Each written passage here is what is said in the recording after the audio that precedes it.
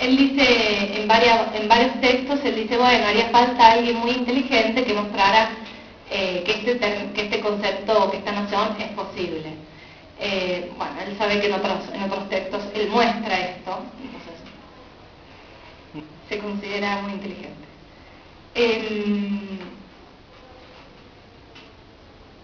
Bueno, entonces un poco el punto de partida y lo que es interesante acá del argumento, una salvedad que quiero hacer. Voy igual a hacer alguna mención del argumento como argumento, pero no me interesa tanto esto, ver si el argumento prueba o no prueba, si como argumento es válido o no, sino que lo que es interesante del argumento ontológico en Leibniz es que pone justamente de manifiesto toda su metafísica y los conceptos centrales de su metafísica, que son fundamentalmente la noción de posibilidad, de esencia y, bueno, de existencia, y ver cómo entiende él la esencia y la existencia. Bueno, es importante entonces el punto de partida del argumento, porque justamente es la noción de la cual hay que probar su posibilidad. Y en una de las formulaciones dice Leibniz: cuando se razona acerca de alguna cosa, se cree tener una idea de esa cosa, y este es el fundamento sobre el cual algunos filósofos antiguos y modernos han construido cierta demostración de Dios que es muy imperfecta. Pues dicen, es menester que yo tenga una idea de Dios o de un ente perfecto, puesto que pienso en él, y no se podría pensar sin una idea. Ahora bien, la idea de este ente encierra todas las perfecciones, y la existencia es una de ellas. Por consiguiente, existe. Pero, agrega Leibniz, como pensamos a menudo en quimeras imposibles, este razonamiento no basta. En este sentido, puede decirse que hay ideas verdaderas y falsas, según que la cosa de que se trata sea posible o no. Y cuando puede uno jactarse de tener una idea de la cosa, es cuando se está seguro de su posibilidad. Así, el argumento susodicho prueba al menos que Dios existe necesariamente si es posible, lo cual es en efecto un excelente privilegio de la naturaleza divina, el no necesitar más que su posibilidad o esencia para existir actualmente, y esto es justamente lo que se llama ens a se, o en otros textos a decir causa sui. Fíjense que acá ya tenemos mucho material para trabajar, porque no sé si notaron que en algún momento Leibniz dice, por un lado, que muchas veces podemos pensar en quimeras imposibles, por lo tanto podemos tener ideas falsas, ¿sí? Cuando pensamos confusamente, va a decir Leibniz. Por tanto, justamente cuando vieron que para Leibniz la mónada piensa todo, o ya tiene, desde el momento, desde que comienza a ser la mónada, desde que comienza a existir, ya tiene en sí misma, confusamente, piensa todo, la totalidad de las cosas, ¿sí? Piensa todo de manera confusa. ¿Qué hay que hacer con este pensamiento confuso? Hay que ir aclarándolo, ¿sí? Para Leibniz, conocer es justamente aclarar eso que yo ya pienso. Entonces, podemos pensar confusamente la idea de Dios, dice Leibniz. Ahora, ¿qué hay que hacer entonces con esta idea? Hay que aclararla. Y en esto vamos a ver si esta idea es verdadera o no. Cuando vea que esta idea confusa se aclara y veo que es posible. Si es posible, es verdadera. Entonces, fíjense que acá hay varias nociones que se encadenan. Por un lado, la verdad y la falsedad para Leibniz está en la idea. Ustedes vieron que clásicamente se habla de verdad o falsedad no en la idea o en el concepto, sino en el juicio. Para Leibniz, la verdad y la falsedad va a estar en la idea. ¿Y qué requisitos tiene que tener esta idea para ser verdadera? Tiene que ser posible, ¿sí? Por tanto, la verdad coincide de algún modo con la posibilidad. ¿Qué quiere decir? Que sea posible, quiere decir que sea no contradictoria. Y a esto va a llamar Leibniz posibilidad lógica. En Leibniz hay dos tipos de posibilidad, pero va a ser más hincapié en la primera, que es la posibilidad lógica. La posibilidad lógica consiste en la no contradictoriedad. Entonces lo que hay que mostrar es la no contradictoriedad, por lo tanto, de la noción de Dios. ¿Y qué sería la posibilidad real? ¿Qué agrega la posibilidad real a la posibilidad lógica? La existencia fáctica, ¿sí?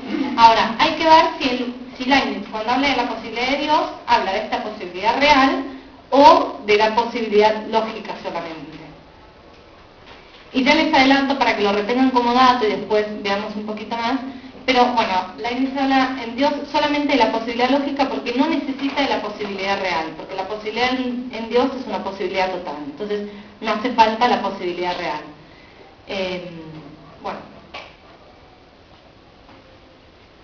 Entonces, nosotros decíamos esto de que hay que mostrar que esta idea o noción de Dios sea verdadera y por lo tanto que sea posible. Ahora, hay que ver qué tipo de verdad es esta noción de Dios, ¿no? Es decir, este tipo de posibilidad o este tipo de verdad, ¿qué tipo de verdad es? Porque en Leibniz ustedes vieron que tenemos dos tipos de verdades, las verdades contingentes o de hecho y las verdades de razón o verdades a priori. Evidentemente se va a tratar de una verdad de razón o una verdad a priori. ¿Por qué? Porque si estamos hablando de un argumento a priori, no va a ser una verdad contingente o una verdad de hecho.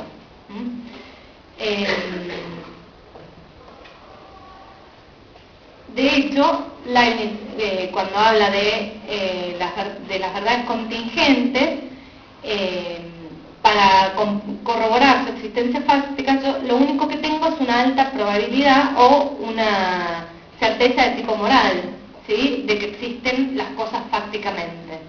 Entonces, si yo digo, bueno, la noción de Dios se trata de este tipo de verdades, no llego mucho más lejos que Descartes, ¿se entiende? Bueno, después igualmente voy a profundizar un poquito esto.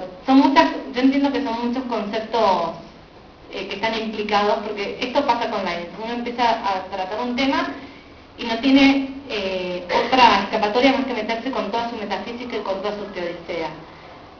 Es muy difícil circunscribir un tema en Leibniz porque cualquier tema toca cualquier otro tema y esto es propio de lo que él quería en realidad, porque justamente su filosofía es una filosofía sistemática, ¿sí? Lo que él propone es un sistema, es decir, una explicación completa y acabada donde cada noción de alguna manera esté ligada directamente con las otras. Entonces, bueno, a veces por eso es un poquito complejo rastrear los temas en Leibniz. Pero bueno, sí, sigo avanzando. Bueno, entonces, nos interesan estas verdades que son verdades a priori, ¿sí? Es una verdad necesaria, es una verdad a priori, y por lo tanto para este tipo de verdad la inducción es insuficiente, porque la inducción solo llega a nociones contingentes. La proposición Dios existe y la otra proposición o dato originario, que es el punto de partida, es decir, la noción de Dios, tienen que ser entonces verdades a priori.